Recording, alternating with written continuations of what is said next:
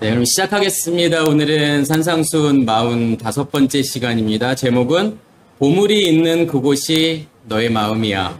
마태복음 6장 19절에서부터 21절까지 말씀입니다. 너희를 위하여 보물을 땅에 쌓아두지 말라. 거기는 좀과 동록이 해하며 도둑이 구멍을 뚫고 도둑질하느니라. 오직 너희를 위하여 보물을 하늘에 쌓아두라. 거기는 좀이나 동록이 해하지 못하며 도둑이 구멍을 뚫지 못하고 도둑질도 못하느니라. 내 보물이 있는 그곳에는 내 마음도 있느니라. 이 말씀도 어떻게 보면 우리가 이제 오해하기 정말 쉬운 말씀 중에 하나죠. 그래서 보물이라고 하는 것을 뭐라고 볼 거냐.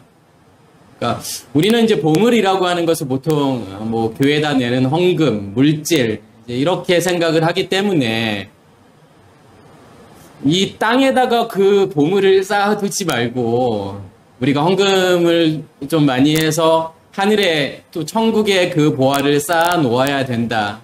이제 그렇게 생각을 할 수 있겠죠. 그래서 너의 마음이 네 보물이 있는 곳이 내 마음도 있느니라.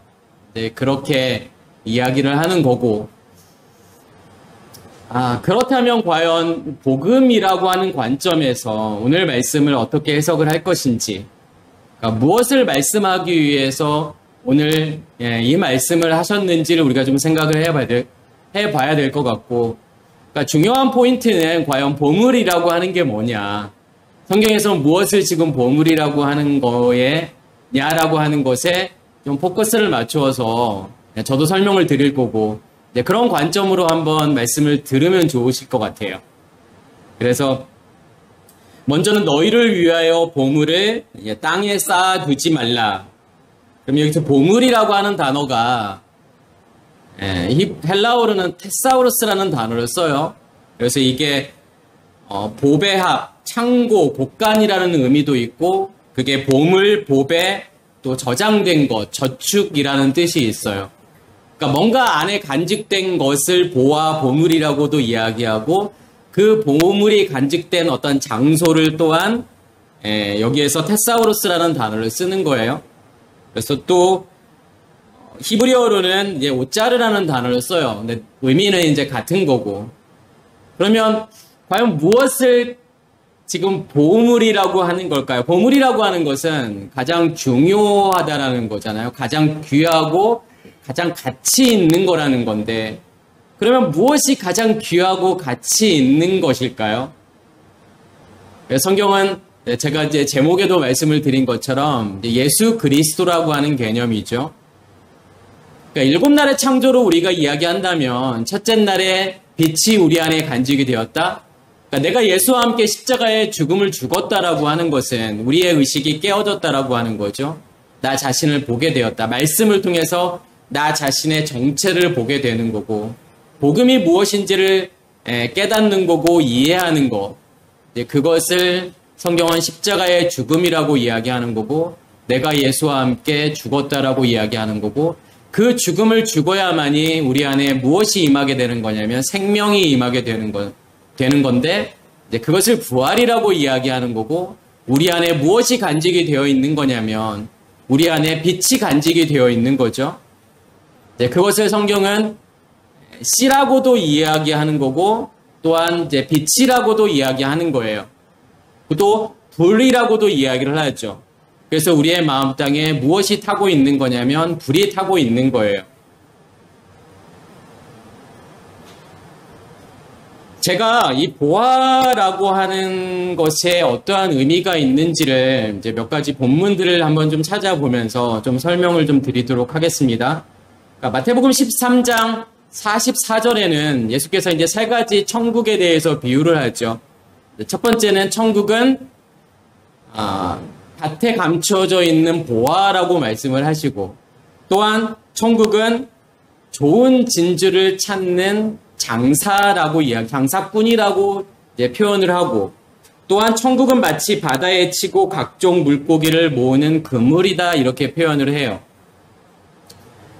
이 3가지 비유를 우리는 다른 비유라고 생각하기보다는 하나의 무언가를 설명하기 위한 비유다.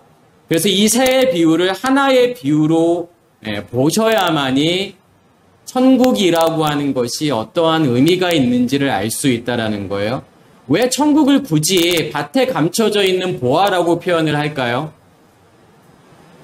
그러니까 성부의 시작이라고 하는 것이 우리 안에 무엇이 심겨져야 되는 거냐면 앞에서 말씀을 드렸던 것처럼 씨가 심겨져야죠. 이 씨는 생명인 거고 또한 이 씨를 불이라고 이야기하고 빛이라고 이야기를 해요. 그렇지만 이 씨가 우리 안에 심겨졌지만 처음에는 이 씨를 인식할 수 없다라고 하는 거예요. 그게 무엇인지도 몰라요, 사실은요. 드러나기 전까지는. 그러니까 무엇에 의해서 감춰진 거냐면 밭에 의해서 감춰진 건데 드러나지 않는 이유는 왜 드러나지 않는 걸까요? 그 씨가요, 생명이요.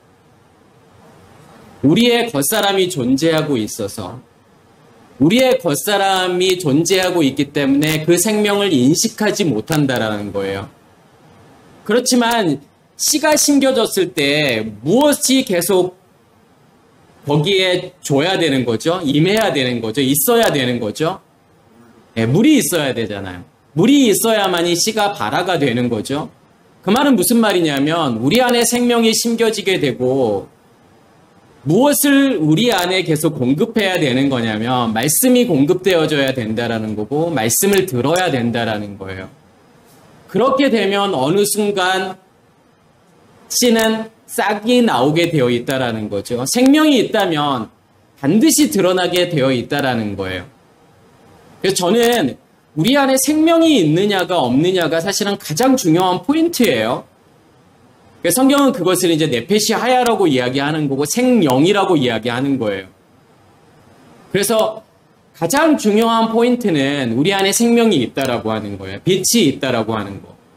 그렇지만 내 안에 그러면 과연 그 생명이 있다라고 하는 거를 빛이 존재하고 있다라는 것을 확증할 수 있느냐? 무엇으로 확증할 수 있느냐의 문제겠죠. 그 생명은 반드시 드러날 수밖에 없다라는 거고. 그래서 처음에는 감춰져 있다라고 하는 거죠. 그렇기 때문에 마치 밭에 감추인 보화와 같으니 사람이 이를 발견한 후 숨겨두고 기뻐하여 돌아가서 자기의 소유를 다 팔아 그 밭을 사느니라. 그러니까 반드시 생명은 드러날 수밖에 없는 거고 생명이 드러나진 만큼 내 소유를 팔 수밖에 없다라는 거예요. 그럼 무엇이 나로 하여금 나의 소유라고 하는 것은 내가 가지고 있는 선악의 지식의 체계 율법이라고 하는 거죠. 그것이 사라지고 없어지는 것은 무엇에 의해서 그것이 사라지고 없어지는 거냐면 내 안에 생명이 드러남으로 내 안에 가지고 있는 소유.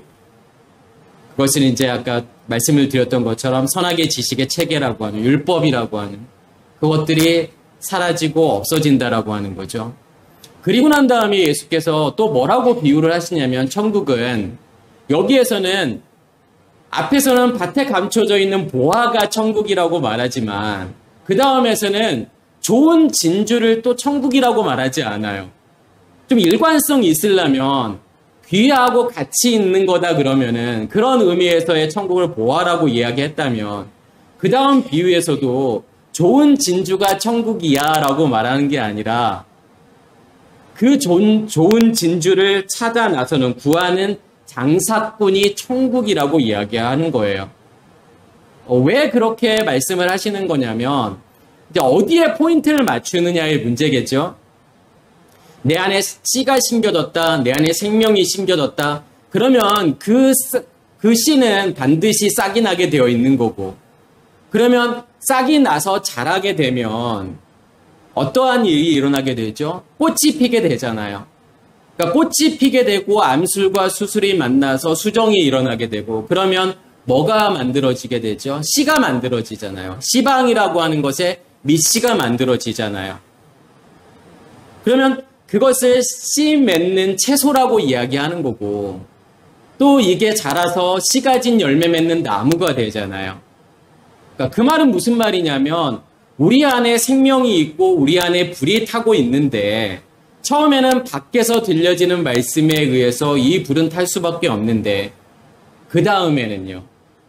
암술과 수술이 만나서 수정이 일어났다라고 하는 것은 내가 그리스도와의 연합을 이야기하는 거예요. 다시 말해서 반석에서 나오는, 우리의 지성소 안에서 나오는, 그것을 성경은 하늘이라고 이야기하는 거고, 그 하늘에서 나오는 생수가 기름 부음으로 임해서 우리 안에 불이 꺼지지 않고 타게 되므로 우리 안에서 뭘 만들어 가시는 거냐면 씨 맺는 채소를 만들어 가시고, 그러니까 채소는 처음에는 단단하지 않잖아요.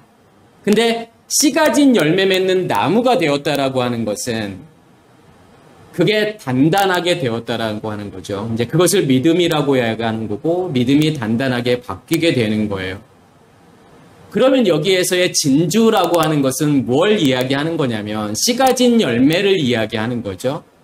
그런데 여기에서의 진주도 당연히 뭐라고 말할 수 있는 거냐면 천국이라고 말할 수 있지만, 우리 안에 씨 가진 열매가 있다라고 하는 것은 결국은 내가 어떠한 상태에 있다라고 하는 것을 설명하는 거냐면 넷째 날의 광명체들이라고 하는 것을 설명하고 싶은 거예요. 그러니까 씨 가진 열매가 되었다. 그러니까 씨 열매는 무엇을 위해서 존재하는 거냐면 씨를 퍼뜨리기 위해서 존재하는 거예요. 그래서 나무들이 달고 맛있는 열매를 맺는 이유는 뭐냐면 그래야 새들이 와서 그 열매를 먹게 되고 짐승들이 와서 그 열매를 먹어서 결국은 무엇을 퍼뜨리기 위한 거냐면 씨를 퍼뜨리기 위한 거라는 거죠. 내가 씨 가진 열매로 존재한다라고 하는 것은 광명체들로 존재한다라고 하는 것과 같은 거예요. 이제 세상을 향해서 빛을 비추는 거예요. 그러니까 장사꾼이라고 하는 건 뭘 이야기하는 거죠? 내가 가지고 있는 것을 파는 거잖아요. 누구한테 팔고 거기에서의 수입을 얻는 거잖아요. 이득을 얻는 것이 장사잖아요. 그러면 내가 세상을 향해서 빛을 비추는 만큼 내 안에 있는 것을 주는 만큼 하나님의 것으로 내 안에서 더 풍성해진다라고 하는 거죠. 그것을 성경은 무엇이라고 이야기하는 거냐면 장사꾼이라고 이야기하고 싶은 거예요. 천국의 속성이라고 하는 것은 너희가 광명체들로 존재하고 있어? 그러면 너희는 장사꾼이야. 그 천국은 장사꾼이라고 이야기하는 거고, 그러한 일들을 통해서 뭐가 만들어지는 거냐면 좋은 진주라고 하는 게 만들어진다라는 거예요. 결국은 좋은 진주라고 하는 것은 뭘 이야기하고 싶은 거냐면 그리스도와의 연합을 이야기하고 싶은 거죠. 씨 가진 열매를 여섯째 날에는 뭐라고 이야기하는 거냐면 아담이라고 이야기를 하잖아요. 이 아담이라고 하는 정체는 뭐냐면 자카르와 네케바의 연합, 다시 말해서 남자와 여자의 연합인데, 남자라고 하는 것은 그리스도를 이야기하는 거고 여자라고 하는 것은 우리를 이야기하는 거죠. 그렇게 내가 그리스도와 연합된 존재인 아담으로 만들어지는 것, 그것을 성경은 지금 좋은 진주라고 이야기하는 거예요. 결국은 장사라고 이야기하는 걸 통해서 그 천국의 속성이라고 이야기하는 거죠. 그 천국의 속성에 의해서 만들어지는 좋은 진주 또한 무엇이라고 말할 수 있는 거냐면 그것을 천국이라고 이야기할 수 있겠죠. 그래서 두 번째에는 포커스를 어디에다가 두고 싶은 거냐면 장사라고 하는 것에, 장사꾼이라고 하는 것에 포커스를 두고 싶은 거예요. 세 번째는 뭘 이야기하는 거냐면 천국은 마치 바다에 치고 각종 물고기를 모으는 그물 같다라고 이야기하는 거예요. 그래서 그물에 가득함에 물가로 끌어내어 앉아서 좋은 것은 그릇에 담고 못된 것은 내어버리느니라. 결국은 천국의 완성이라고 하는 것은, 그물과 같다라고 하는 것은 뭐냐면 내 안에 존재하고 있는 나의 겉사람의 것들을 전부 다 모아서 그것이 사라지고 없어지게 만드는 것. 그것을 천국의 완성이라고 이야기하는 거예요. 그러니까 생각해 보시면 내 안에 그 천국이 시작이 되었다. 그러면 내 안에 그 씨가 간직이 되어져 있는 건데, 처음에는 밭이라고 하는 우리의 겉사람이 가려워져서 그게 온전히 드러나지 않는다라는 거잖아요. 근데 천국의 완성이라고 하는 것은 결국은 그 겉사람이 완전히 버려져야 된다는 거죠. 사라지고 없어져야만이, 무엇만이 남게 되는 거죠. 그 보화만이, 값진 진주만이 남게 된다라고 하는 거고, 성경은 그것을 무엇이라고 이야기하는 거냐면 천국이라고 이야기하고 싶은 거죠. 사실은 오늘 이 말씀을 이해하셨다 그러면 왜 너희를 위하여 보물을 땅에 쌓아두지 말라, 같은 이야기예요. 땅이라고 하는 것이 우리를 막고 있다라고 하는 거예요. 그 보물이 드러나지 않도록 막고 있다. 그럼 이 땅이라고 하는 것을 무엇이라고 설명할 수 있는 거냐면 우리의 겉사람이라고 설명할 수 있겠죠. 내 안에 존재하고 있는 선악의 지식의 체계. 그러니까 겉사람이라고 하는 건 뭐냐면 내 안에 존재하고 있는 선악의 지식의 체계, 율법이 만들어 놓은 나라고 하는 존재를 성경은 겉사람이라고 이야기하는 거고, 속사람이라고 하는 것은 뭐냐면 예수 그리스도에 의해서 만들어진, 그것은 이제 생명나무라고 이야기하는 거잖아요.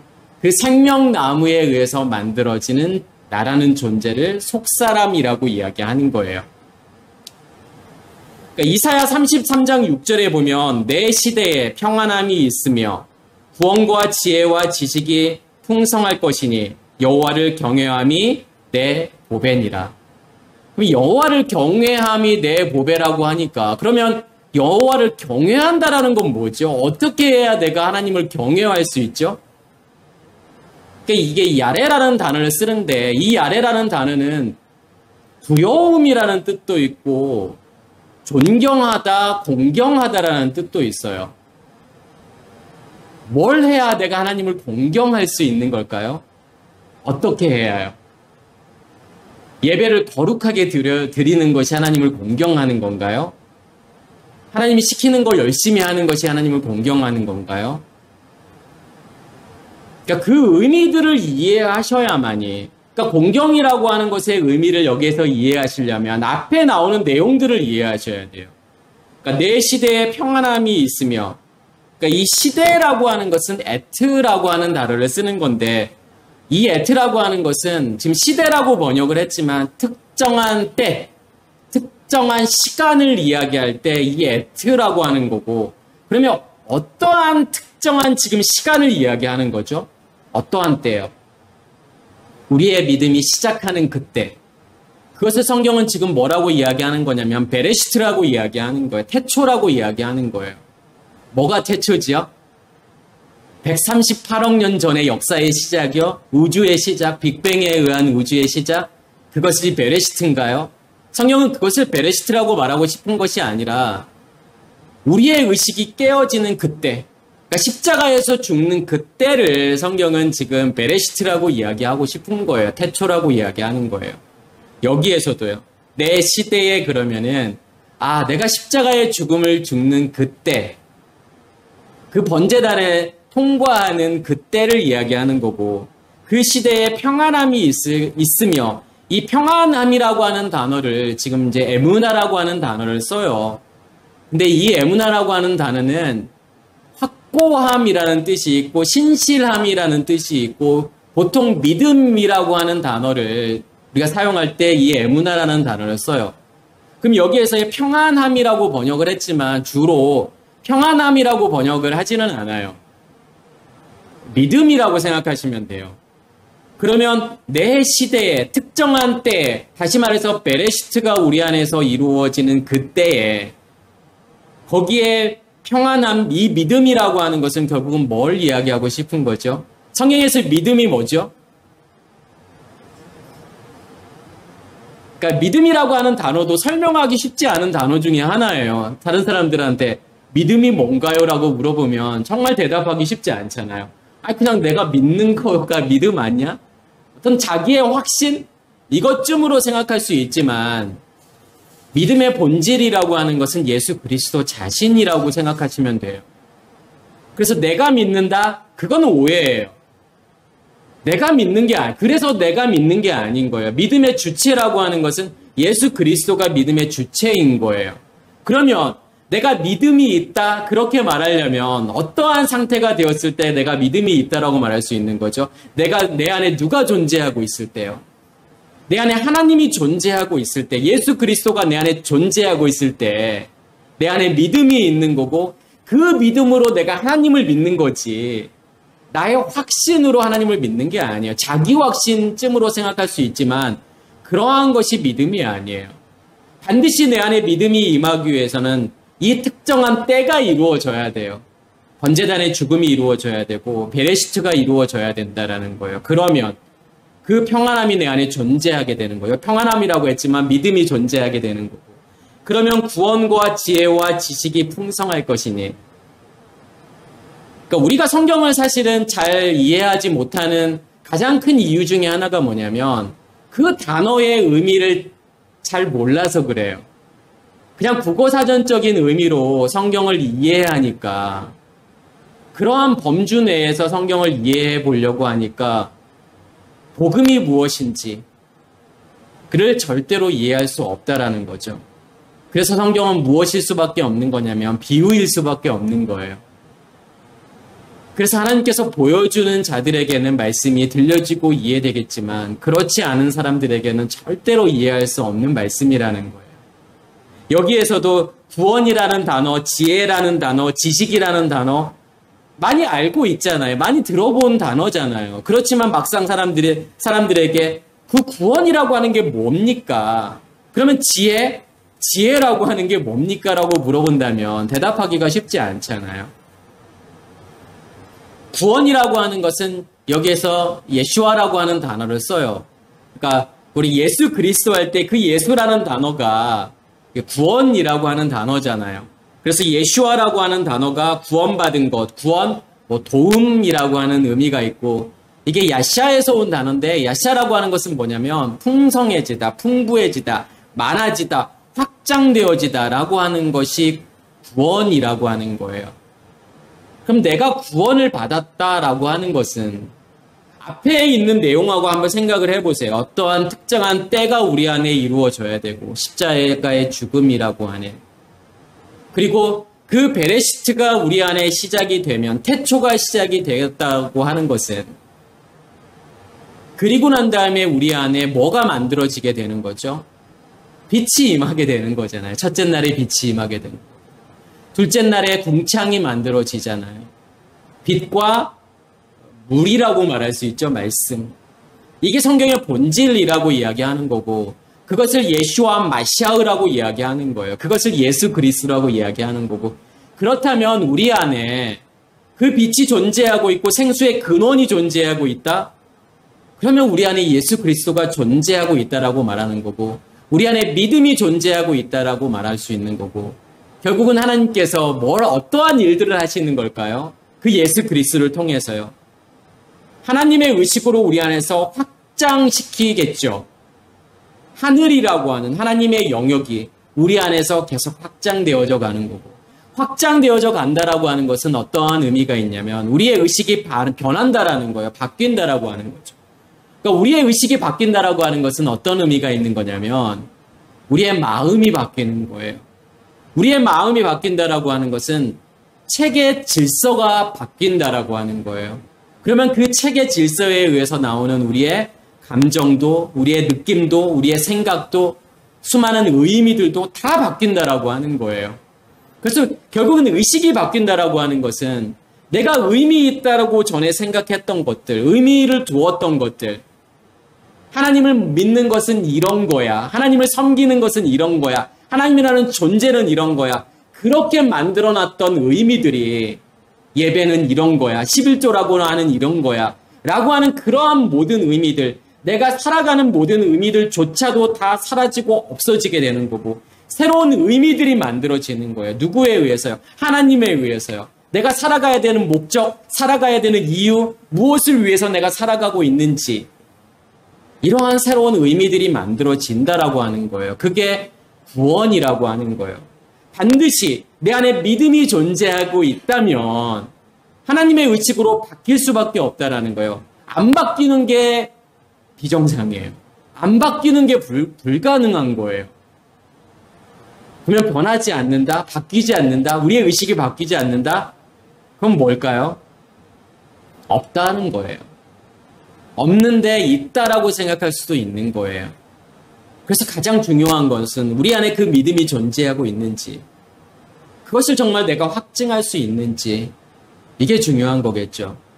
그게 구원이라고 이야기하는 거고, 그럼 여기에서 말하는 지혜라고 하는 것은요, 이제 호크마라고 하는 단어를 쓰잖아요. 그래서 옛날에 뭐 주석도 호크마 주석 막 이런 것도 있었잖아요. 그죠?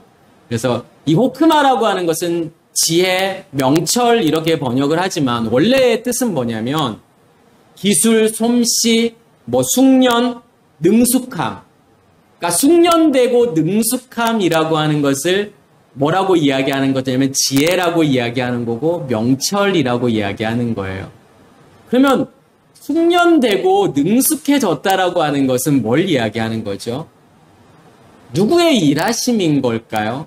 하나님의 일하심을 지금 수없이 반복해서, 그러니까 우리가 어떤 것에 장인이 된다라는 것은 똑같은 일을 엄청난 시간 동안에 반복해서 할 때 장인이 되는 거죠. 그래서 옛날에도 만시간의 법칙 이런 게 있었잖아요. 똑같은 일을 만시간을 하게 되면 그것의 전문가가 된다고 그랬어요. 그러면 어떠한 일에 지금 숙련이 되는 걸까요? 능숙해지는 걸까요? 이 뭘 이야기하고 싶은 거죠? 어떠한 일들이 반복해서 일어나는 거죠, 지금요? 하나님의 일하심이요. 그러니까 구원이라고 하는 걸 통해서 한마디로 이야기하고 싶은 건 뭐냐면 구원이라고 하는 것은 하나님의 일하심인 거예요. 그러면 내 안에서 하나님의 일하심이 반복적으로 계속해서 일어나고 있는 거, 무엇을 위해서 하나님의 일하심이 반복해서 일어나고 있는 거죠? 그것을 성경은 뭐라고 이야기하죠? 저녁이 되고 아침이 되니라고 이야기하는 거예요. 그래서 끊임없이 첫째 날부터 반복해서 나오는 단어가 저녁이 되고 아침이 되니. 여기 안에 정말 많은 의미들이 담겨 있는 거예요. 저녁이 되었다라고 하는 것은요, 우리의 겉사람의 죽으며 우리의 겉사람이 없어지고 사라지고 그렇게 된 만큼 아침이 왔다라고 하는 것은요, 우리의 속사람이 자라나는 거예요. 그래서 우리 안에 하나님의 시간이 정말 시작이 되었다, 요민 우리 안에 존재하고 있다라고 하는 것은, 그 빛이 내 안에 존재하고 있다라는 것은 하나님의 것이 내 안에서 풍성해지고 그러므로 인해서 우리의 겉사람이 죽게 되는 거예요. 그게 저녁이 되고 아침이 되니라고 하는 거고, 그러한 일이 우리 안에서 수없이 반복해서 계속 일어나고 있는 거, 그것을 성경은 지혜라고 이야기하는 거고 그것을 명철이라고 이야기하는 거예요. 그러면 지혜와 명철은 한마디로 이야기하면 우리의 의식의 변화라고 이야기할 수 있겠죠. 그래서 우리의 의식이 변한 사람들을 지혜가 있다라고 이야기하는 거고 명철이 있다라고 이야기하는 거고, 단순히 똑똑한 사람을 말하는 게 아니에요. 이 세상을 뭐 이렇게 지혜롭게 사는 것을 지금 성경은 지혜나 명철이라고 말하고 싶은 게 아니에요. 그러면 그렇게 우리 안에 명철이라고 하는 지혜가 존재한다고 하면 지식이라고 하는 것은요, 따트라는 단어를 쓰는데 이 단어가 야다에서 온 거예요. 그러니까 야다는 보통 많이 들어서 알잖아요. 그러니까 무엇을 야다라고 이야기하죠? 알다, 인식하다, 깨닫다. 이것을 지금 야다라고 하는 단어를 쓰잖아요. 내가 하나님을 정말 친밀히 이해하는 그 상태. 그러니까 내 안에 명철이 존재한다는 것은 하나님의 일하심이 계속해서 반복적으로 일어나게 되는 거고, 그러한 일들을 통해서 우리의 겉사람이 죽게 되고 우리의 속사람으로 더 풍성하게 바뀌게 되는 걸 통해서 결국은 내가 누구를 인식하고 경험하게 되는 거죠. 하나님이라는 존재를 더 명확하고 분명하고 선명하게 인식하게 되었을 때 그것을 지식이라고 이야기하는 거예요.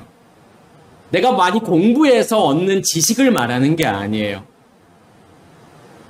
그래서 내 시대의 평안한 믿음, 그 믿음이 있으면, 그 믿음이 내 안에 존재하고 있으면 당연히 일어나는 일이 뭐냐면 구원과 지혜와 지식이라고 하는 것이 당연히 우리 안에서 풍성할 수밖에 없는 거고, 그게 여호와를 경외한다라고 하는 거예요.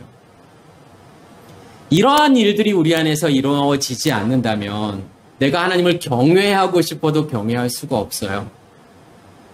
그러니까 우리가 보여지는 것으로 하나님을 경외하려고 하는 거예요. 열심히 뭔가를 하고 싶은 거예요. 예배도 열심히 뭔가 드려야 될 것 같고, 봉사도 많이 해야 될 것 같고, 헌금도 많이 해야 될 것 같고, 큐티도 해야 될 것 같고, 금요철야도 해야 될 것 같고, 금식도 해야 될 것 같고, 이런 거를 해야만이 내가 하나님을 마치 경외하는 것처럼 생각할 수 있지만 보여지는 것으로 하나님을 절대로 경외할 수 없다라는 거고, 정말 하나님을 경외하고 싶으시다면 이러한 일들이, 앞에서 제가 말씀드렸던 이러한 일들이 우리 안에서 반드시 일어나야 된다라는 거예요. 그래서 하나님 여호와를 경외함이 내 보배니라. 그래서 보배라고 하는 것은 이 모든 걸 다 설명하고 있는 단어가 보배라는 거예요. C에서부터 시작해서 내가 그리스도와의 온전한 연합된 그 상태. 그 여섯째 날에 자카로와 네케바의 온전한 연합, 이제 그것을 성경은 샤바트 안식이라고 이야기하는 거고, 결국은 첫째 날에 우리 안에 빛이 임하는, 씨가 심겨지는 거기서부터 샤바트 안식까지의 모든 과정을 다 무엇이라고 이야기하는 거냐면 보배라고 이야기하는 거예요.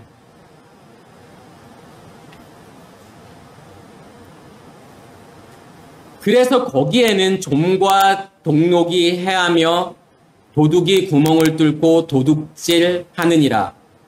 그러니까 우리가 너희를 위하여 보물을 땅에 쌓아두지 말라고 이야기하는 거고, 그 보물이 땅에 쌓여 있다라고 하는 것은 앞에서도 설명을 드렸던 것처럼 무엇이 막고 있다라고 하는 거죠. 그 보물을 인식하지 못하도록, 그 보물을 경험하지 못하도록 우리의 겉사람이 그것을 막고 있다라고 하는 거예요. 그것을 지금 여기서는 뭐라고 표현하는 거냐면 좀과 동록으로 표현하는 거고 또 도둑이라고 표현하는 거예요.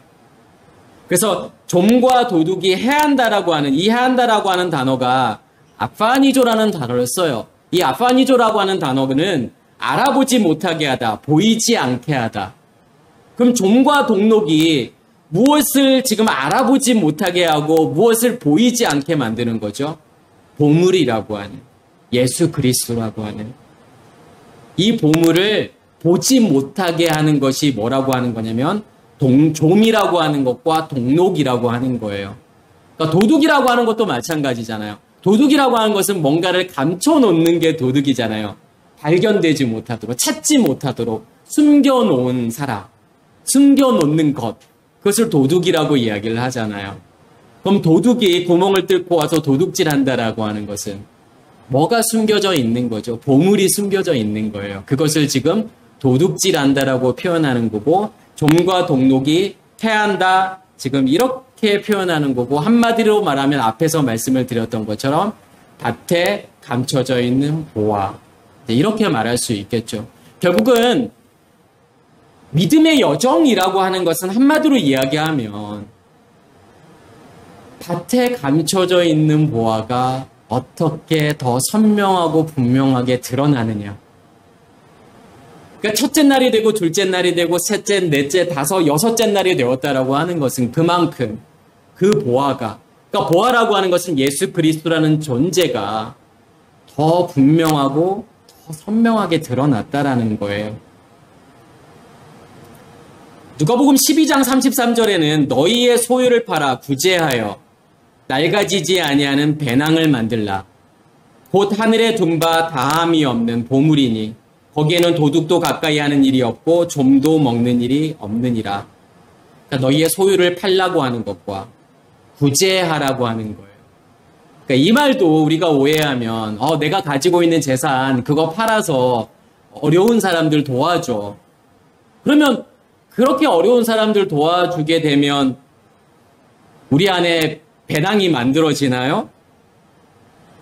보물이 거기에 막 쌓이게 되는 건가요? 그러면요? 경제적인 도움을 구제라고 말하지 않는다라고 말씀을 드렸죠. 구제는 뭐죠? 양식을 주는 거잖아요. 그러면 양식을 받아야 되는 존재가 누구죠? 먼저는요.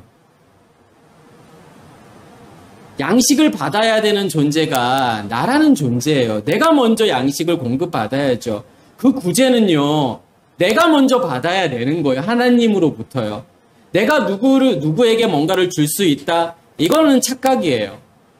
그게 돈도 아니고요. 물질도 아니에요. 그러니까 내 안에 있는 양식이라고 하는 것은 예수 그리스도라고 하는 양식이잖아요. 그 양식을 먼저 내가 공급받아야 되죠. 내 소유를 판 만큼이요. 내 소유라고 하는 것은요, 내가 가지고 있는 거예요. 내가 원래부터 가지고 있는 선악의 지식의 체계라고 하는 그 나무라고 하는 거, 율법이라고 하는 거. 그게 나라는 존재잖아요. 그게 내가 가지고 있는 소유잖아요. 그 소유를 팔아야 된다라는 거예요. 그게 사라지고 없어지는 만큼 구제를 받는 것은 뭐냐면 하나님의 양식으로, 하나님의 것으로 더 풍성하게 채워진다라고 하는 거예요. 그래서 내 소유를 팔아라. 그리고 구제하라고 하는 거예요. 그렇게 되면 낡아지지 않는 뭐가 만들어지죠? 배낭이라고 하는 게 만들어지는 건데, 여기에서 이제 배낭이라고 하는 것이 뭐 돈주머니, 지갑을 이야기하는 거고, 보물 창고를 이야기하는 거고, 또 여기에서 말하는 보물이라고 하는 거예요. 그래서 곧 하늘에 둔 바 다함이 없는, 그러니까 다함이 없다라고 하는 것은 없어지지 않는, 사라지지 않는, 영원히 있는 그 보물이라는 거죠. 그러니까 무엇이 우리 안에 간직되어져 있다라고 하는 거죠. 예수 그리스도가요. 그 보물이요. 그 보물은요, 절대로 없어지지 않고 사라지지 않는다라고 하는 거예요. 우리 안에 타고 있는 7 등불이라고 하는 거. 그러니까 예수께서도 뭐라고 말씀하시냐면, 내가 땅에 불을 던지러 왔어. 그러면 그 불이 붙으면 내가 무엇을 더 원하리요? 그게 빛이라고 하는 것과 그 불이 우리 안에서 타고 있다라고 하는 것은, 이 불은요, 절대로 없어지지 않는, 절대로 사라지지 않는, 절대로 꺼지지 않는 불이라는 거예요. 하나님의 임재라고 하는 게 그렇다라는 거예요. 그러니까 하나님의 연합이라고 하는 것은요, 그 보물은요, 절대로 사라지고 없어지는 것이 아니라고 하는 거죠. 그러면서 오직 너희를 위하여 보물을 하늘에 쌓아두라. 그러니까 반대되는 개념이라고 생각하시면 되겠죠. 보물을 땅에 쌓아두지 말라. 그러면 하늘에 쌓아두라고 하는 것은, 땅에 쌓아두지 말라고 하는 것은요, 그 보물이 드러나지 못하게 막는 무엇인가가 있는 거고, 결국은 그 무엇인가가 사라지고 없어져야 되는 거고, 그 보물만이 드러나는 것을 지금 뭐라고 이야기하는 거냐면, 오직 너를 위하여 보물을 하늘에 쌓아두어라. 이제 이렇게 표현하는 거예요. 그 보물이 하늘에 있다라고 하는 것은 결국은 그 보물이 온전히 드러날 수밖에 없다라는 것을 표현하는 거죠. 그러면서 거기에는 좀이나 동록이 해하지 못하며 도둑이 구멍을 뚫지 못하고 도둑질도 못하느니라. 당연한 거잖아요. 그 좀이라고 하는, 또 동록이라고 하는, 또 도둑이라고 하는 것이 사라지고 없어지기 때문에 보물만이 드러나게 되겠죠. 그러면서 내 보물이 있는 그곳에는 내 마음도 있느니라. 뭐가 마음일까요? 마음이라고 하는 정체가 뭐죠? 정말 가장 또 설명하기 힘든 단어 중에 하나가 마음이라고 하는 거예요. 제가 여기 계시는 분들 정말 마음이 뭐지요라고 물어본다면 정확하게 마음은 이겁니다라고 말하실 분들이 별로 없으실 거예요. 좀 쉽지 않은 단어예요. 왜냐하면 이게 뭐 우리뿐만 아니라 뭐 이렇게 과학이나 이런 데서도, 마음, 철학이나 과학 이런 데서도 마음의 정의가 뭐냐 이렇게 물어본다 그러면 참 쉽지 않은 내용이에요. 성경은 왜 내 보물이 있는 그곳에는 내 마음도 있느니라, 왜 이렇게 표현을 했을까요? 그러니까 마음이라고 하는 정체가 뭘까요? 그러니까 제 나름대로 정의를 한 거예요. 이건 제가 정의를 한 건데, 내 안에 존재하고 있는 어떤 질서 체계가 만들어 놓은 영역, 저는 그거를 마음이라고 제 나름대로 정의를 하고 있어요. 그러니까 제가 정의한 거예요. 그러니까 어떠한 체계와 질서가 있느냐에 따라서 우리의 마음은 다를 수 있다는 거예요. 그래서 우리의 마음은 내가 컨트롤할 수 있는 게 아니잖아요. 다 아시잖아요. 내가 이제 기쁘고 즐거운 마음으로 항상 살아야 되겠다고 해서 즐겁고 기뻐지는 게 아니잖아요. 그냥 어느 순간 나도 모르게 기쁘고 즐거워지는 거고, 어느 순간 나도 모르게 마음이 우울해지고 침울해지고. 내가 우울해지기를 원하는 사람은 아무도 없잖아요. 우울하게 살고 싶은 사람은 아무도 없잖아요. 근데 내가 컨트롤할 수 있는 게 아니니까. 그래서 많은 사람들이 마음의 병을 앓고 있는 거예요. 내가 컨트롤할 수 있다 그러면 그 병에 안 걸리겠죠. 약으로 고칠 수 있는 거라면요. 단순히 신경 전달 물질을 어떻게 컨트롤하고 그 농도를 어떻게 컨트롤하고 이런 문제라면 고칠 수 있겠죠. 그런 문제가 아니기 때문에 고치지를 못하는 거예요. 그러면 우리는 한 번쯤은 이 마음이라고 하는 정체가 뭘까? 무엇이 나의 지금 이 마음을 만들고 있는 걸까에 대해서 관심을 가지셔야 된다는 뜻이에요. 우리 안에 체계라고 하는 것은요, 질서라고 하는 것은요, 두 가지밖에 없어요. 한 가지는요, 선악의 지식의 체계라고 하는 율법, 그걸 선악의 지식의 나무라고도 이야기하죠. 또 하나는요, 하나님의 체계, 하나님의 질서, 하나님의 의식에 의해서 만들어지는 질서, 체계, 그것을 생명나무라고 이야기하는 거고. 그러면 어떠한 질서에 의해서 살고 있느냐에 따라서 선악의 지식의 체계가 만들어 놓은 질서에 살게 되면 그게 우리의 마음을 만드는 거예요. 그러면 그 마음에서 나오는 모든 것들이요. 우리의 감정도요. 우리의 감정이 병들어 있잖아요. 우리의 생각이 병들어 있잖아요. 우리의 의미들, 그럼 거기서 만들어 놓은 의미들은 어떠한 의미들일 수밖에 없는 거죠. 그 선악의 지식의 체계가 만들어 놓은 의미들, 그 의미들로 살아가고 있기 때문에 우리의 삶이 힘든 거예요. 우리의 마음이 힘든 거예요. 우리의 마음이 고통인 거예요. 자유하지 못한 거예요. 그러면요, 우리의 체계가 바뀌셔야 돼요. 우리의 체계가 바뀐다라는 것은 우리의 마음이 바뀐다라는 거예요. 어떠한 질서 체계가요? 생명나무가요. 예수 그리스도에 의해서 만들어지는 그 씨 가진 열매 맺는 나무가 우리 안에 존재해야 된다라는 거예요. 그것이 우리의 마음을 만들 때 우리의 마음에서 나오는 우리의 감정도요, 우리의 생각, 우리의 느낌도, 거기서 나오는 수많은 의미들도 다 바뀌게 돼요. 그래야만이 우리가 나를 붙잡고 있는 그 선악의 지식의 체계에서 놓이게 돼요. 그 말은 무슨 말이냐면 보여지는 것에 의해서 살지 않는다라는 거예요. 사람들이 왜 고통스러운 걸까요? 보여지는 체계에 의해서 사니까요. 그것을 율법이라고 이야기하는 거고 그것을 코스모스라고 이야기하잖아요. 그것을 세상이라고 이야기하는 거예요. 그게 세상의 법칙이잖아요. 눈에 보여지는 것으로 내가 얼마만큼 많이 가지려고 하고 소유하려고 하는 거, 그게 나를 고통 가운데 있게 만들잖아요. 나를 힘들게 만들잖아요. 하나님도요.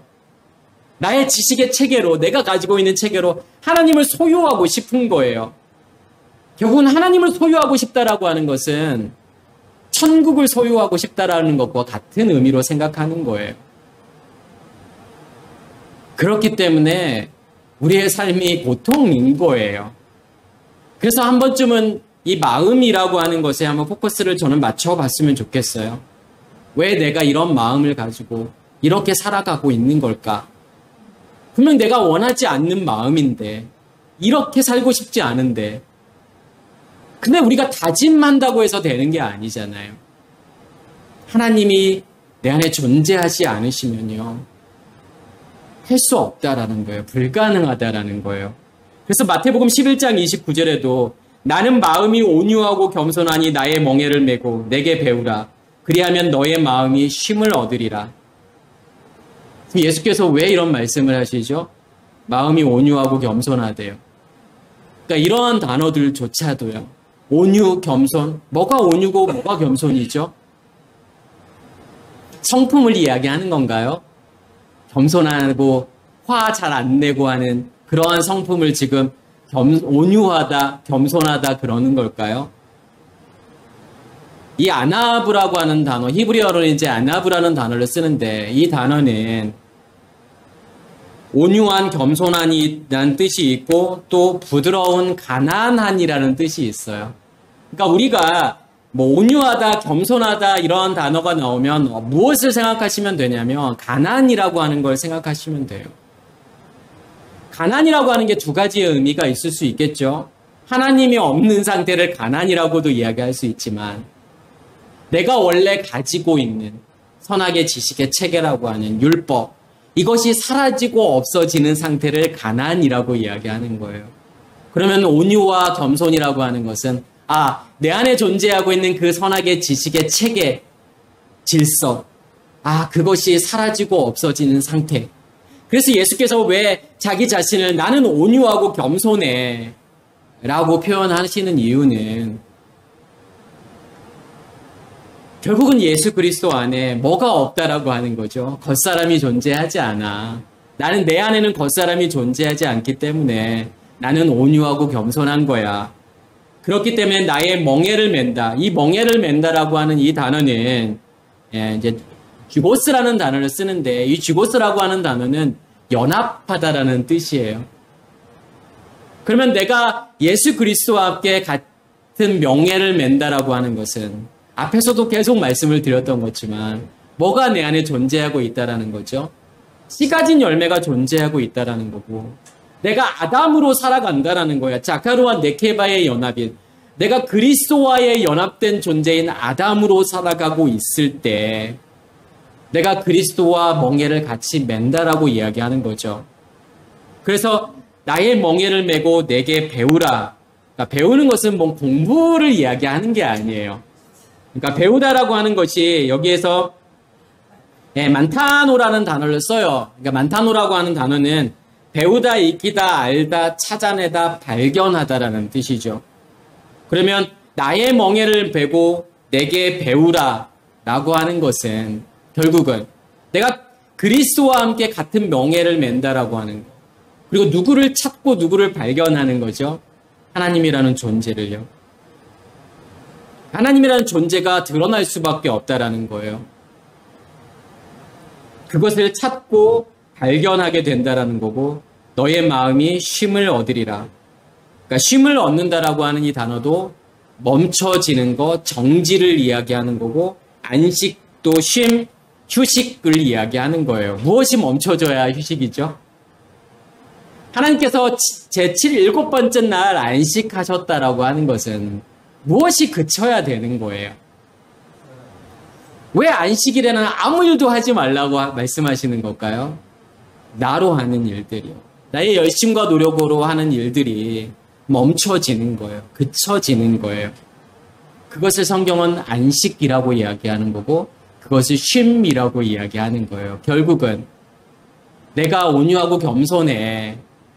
그러한 나와 너희가 같은 명예를 메고 나와 연합된 존재가 되게 되면 거기 안에 안식이 있고 쉼이 있어.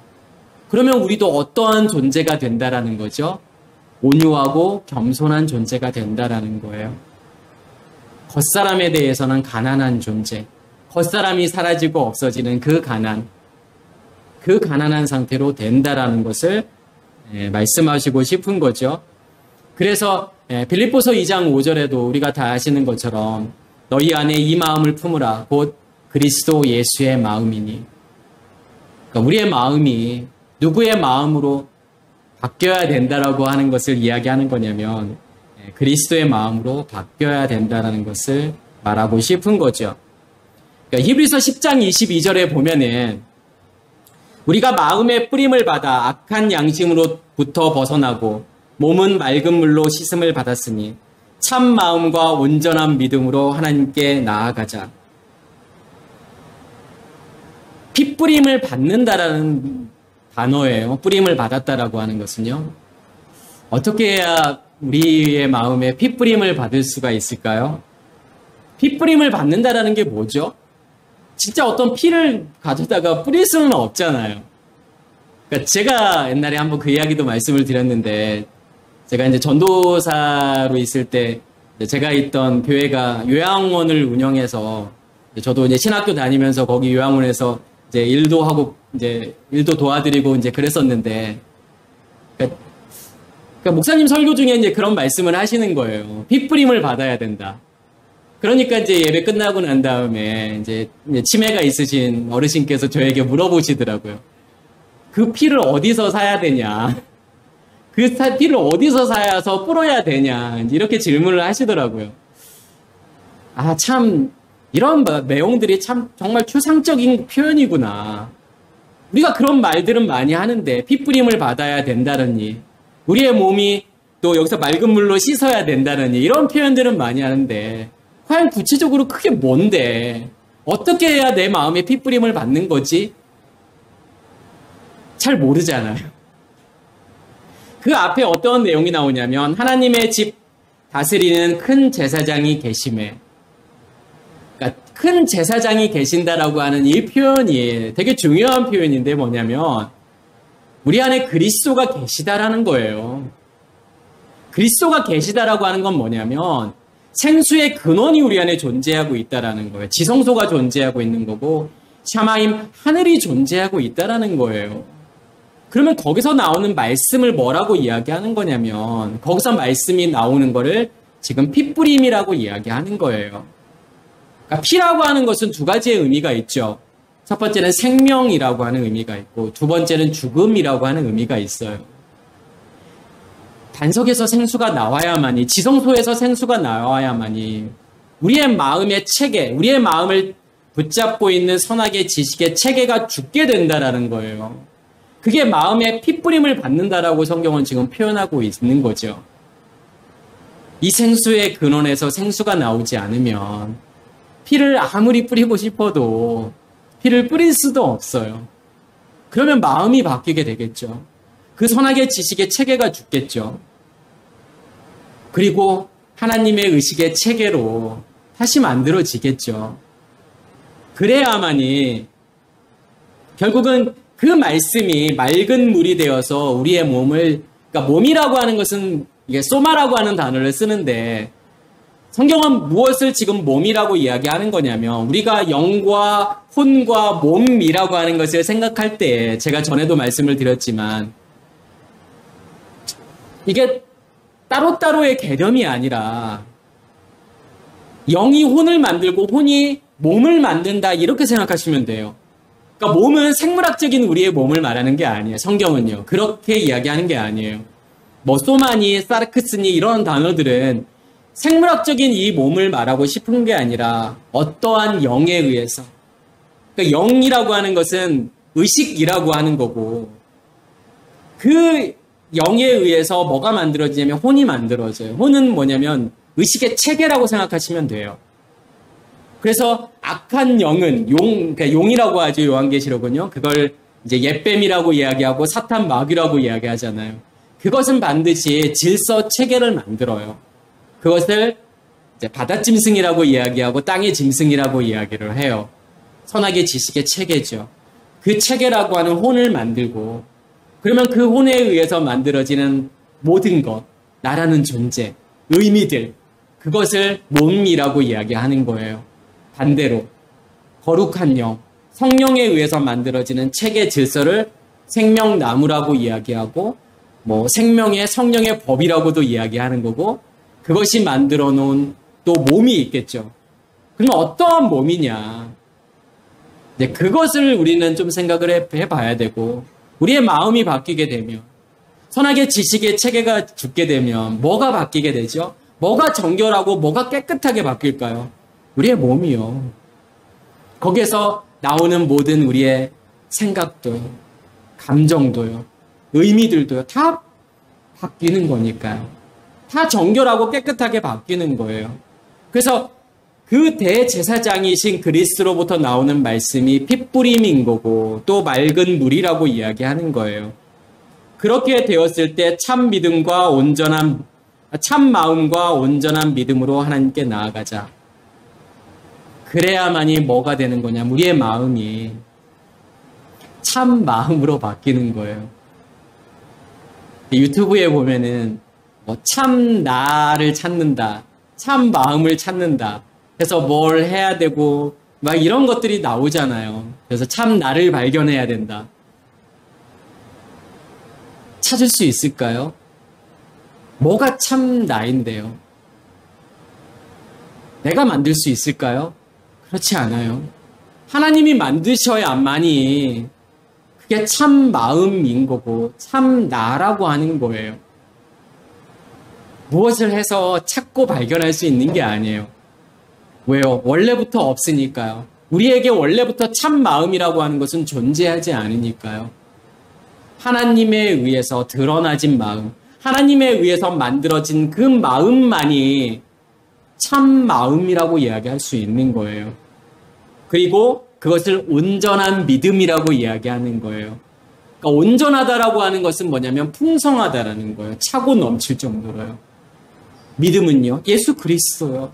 예수 그리스도로 내 안에 차고 넘칠 정도로 풍성하게 되었을 때 그것을 온전한 믿음이라고 이야기하는 거고 결국은 대제사장이신 그리스도께서 나를 그렇게 만드실 거라는 거예요. 참 마음과 온전한 믿음으로 나아가게 만들 거라는 거죠. 그래서 우리가 한번 마음이라고 하는 것을, 성경에서는 마음이라고 하는 단어가 이제 까르디아라고 하는 단어를 쓰는 거고 참 많이 나와요. 그럴 때마다 한번 오늘 이렇게 제가 설명을 드렸던 것들을 한번 생각해 보시면 좋을 것 같아요. 나는 지금 어떠한 마음으로 살고 있는 건가? 그러니까 베드로후서 1장 19절에 보면 또 우리에게는 더 확실한 예언이 있어 어두운 데를 비추는 등불과 같으니 날이 새어 샛별이 너희 마음에 떠오르기까지 너희가 이것을 주의하는 것이 옳으니라. 여기서 이제 샛별이라고 하는 단어가 나오죠. 이게 포스포로스라는 단어를 쓰는데 이 샛별이라고 하는 단어가 성경에서 이 본문에만 나오는 단어예요.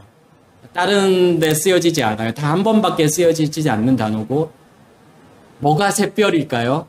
보통 샛별 그러면 가장 밝은 그 빛을 내는 별을 우리는 이제 샛별이라고 이야기하죠. 보통 금성을 우리 이제 샛별이라고 이야기를 해요. 금성이 해 뜨기 전에 가장 밝게 빛나요. 이제 그렇다면 여기에서는 이제 뭘 지금 샛별이라고 하는 걸까요? 지금 이게 1장 19절 말씀인데 왜냐하면 1장 19절에 또 우리에게는 더 확실한 예언이 있어.